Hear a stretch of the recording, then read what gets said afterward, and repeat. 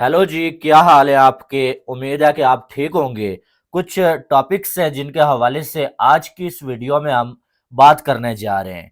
सबसे पहले जो है वो हारिस रऊफ जसप्रीत बुमराह से खतरनाक बॉलर है टी20 में। ये पाकिस्तान के एक खिलाड़ी ने कहा है भाई, इसके हवाले से हम बात करेंगे।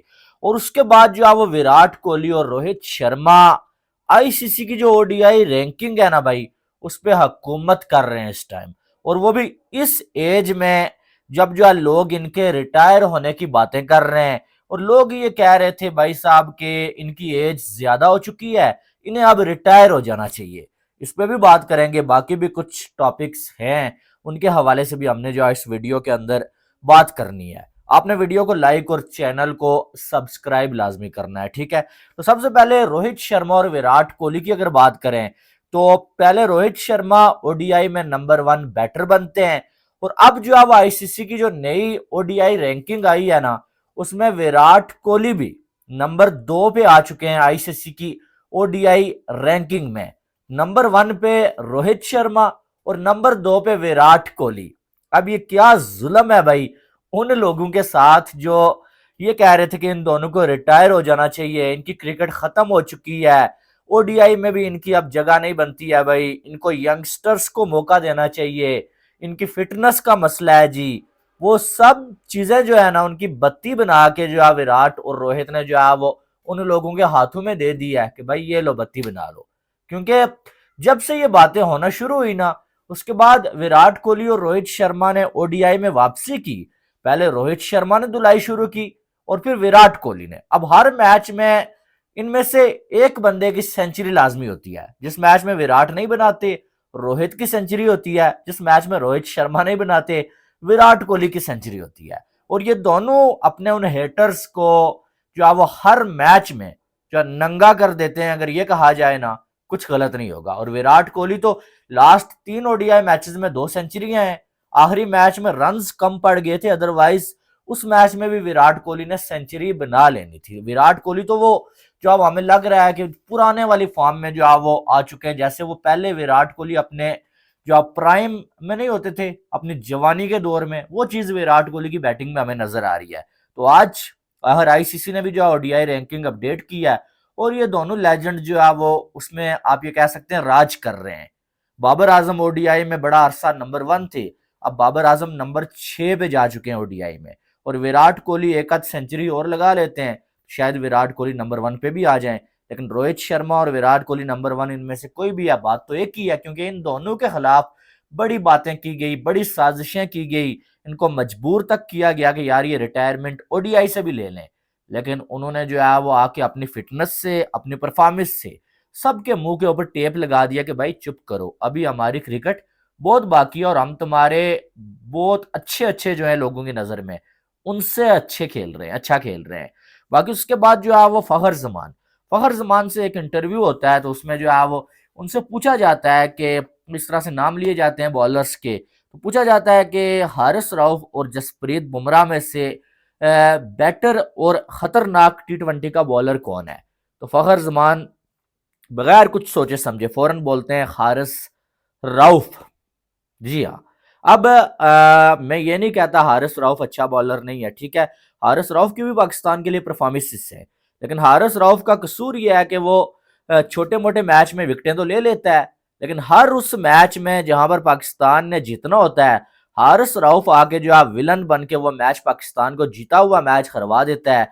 और बुमराह का दूसरी तरफ अगर देखा जाए, तो बुमराह की एग्जाम्पल एक ही दूंगा जो आप याद भी रखेंगे।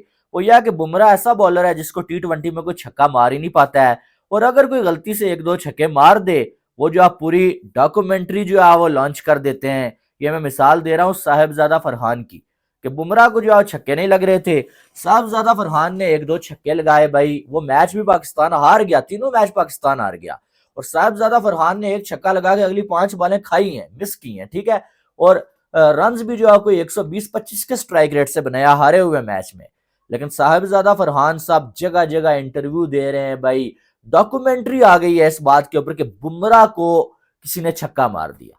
तो बुमराह का ये मेयार है कि भाई उससे कोई छक्का मार ही नहीं सकता है। जब कोई जो वो एक आध बार छक्का मार ले, तो वो इतना हवा में उड़ने लगता है। हालांकि उस छक्के का हमें कोई फायदा नहीं हुआ, पाकिस्तान को कोई फायदा नहीं हुआ उस छक्के का, क्योंकि मैच तो आप हार गए थे। और साहिबजादा फरहान ने कोई बहुत ही तीर नहीं मारे, आपने एक छक्का मारा, अगली 4-5 बालों पे आपने फिर जो है वो आराम के साथ खेल लिया। ना आप जो है वो रन्स की गति को बढ़ा सके, ना आप जो है स्ट्राइक रेट अपना बढ़ा सके, ना आप टीम को मैच जितवा सके।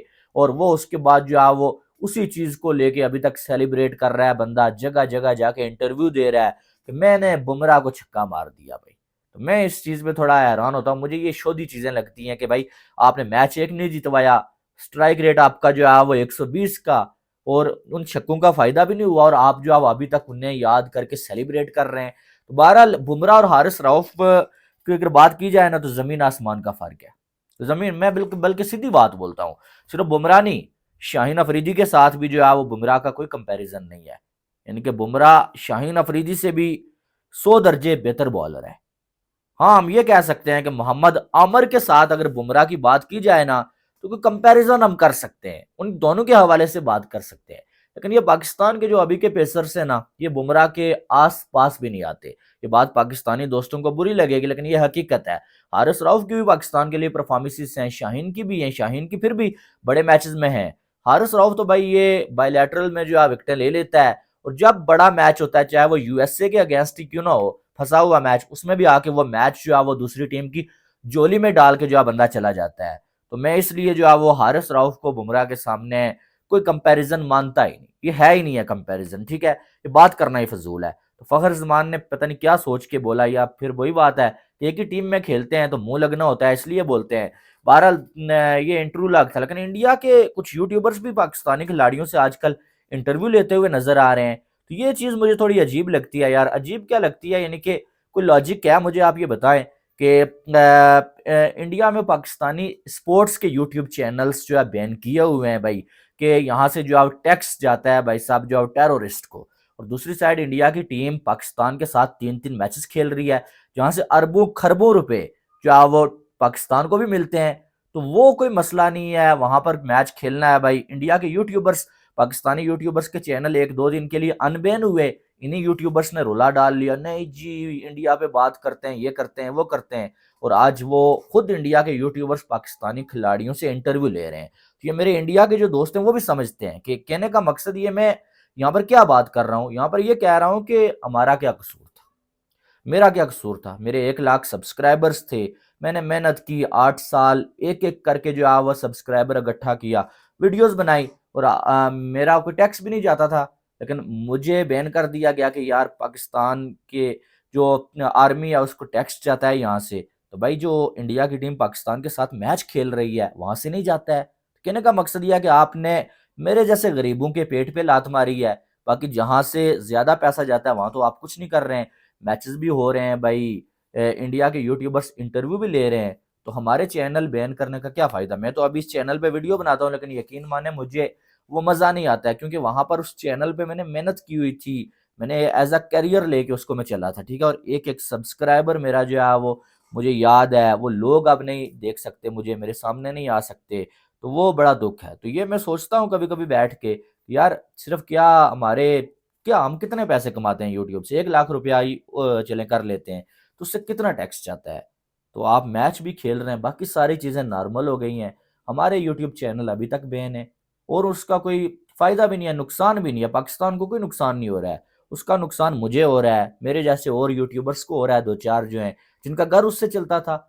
मेरे तो फिर भी हालात अच्छे हैं, लेकिन बहुत सारे ऐसे हैं जिनका घर उससे चलता था, उनको भी बैन किया हुआ है।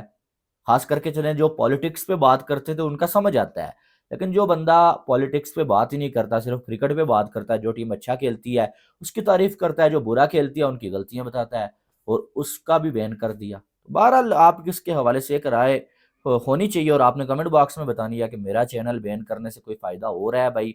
और क्या जो है वो ये जो इंडिया के यूट्यूबर्स कहते थे कि पाकिस्तानी चैनल्स को बैन करो, क्यों ओपन कर रहे हो, तो वो वापस पाकिस्तानी खिलाड़ियों से जा जाके इंटरव्यू ले रहे हैं, चाहे वो स्पोर्ट्स यारी वाले हों, चाहे वो स्पोर्ट्स तक वाले हों। तो फिर जो है वो उनको ये ख्याल नहीं आता कि भाई हम क्यों इंटरव्यू कर रहे हैं, हम आखिर किस वजह से पाकिस्तान के खिलाड़ियों से इंटरव्यू ले रहे हैं। वैसे मुझे कोई एतराज़ नहीं है, मैं चाहता हूँ सारे बात करें, इंडिया की टीम पे भी बात करें, पाकिस्तान पे भी बात करें। ये मैं उन लोगों को कह रहा हूँ कि जिनको बड़ा जो है वो मसला है कि भाई पाकिस्तानी यूट्यूबर्स इंडिया की क्रिकेट पे बात क्यों करते हैं भाई, कि ये क्यों होता है, वो क्यों होता है। बहरहाल आपकी एक अलग राय होगी, मैं आपकी राय की रिस्पेक्ट करता हूँ, आपने अपनी राय लाजमी देनी है। बाकी वीडियो को लाइक और चैनल को सब्सक्राइब करिएगा। मिलते हैं नेक्स्ट वीडियो में, अपना बहुत सारा ख्याल रखिएगा। अल्लाह हाफिज़।